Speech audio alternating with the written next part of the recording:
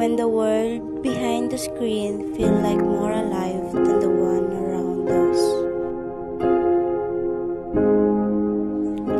The more we immerse ourselves in the digital world, the more we disconnect from the real one. We don't see the moment slipping away until it's too late. Anak, okay ka lang ba?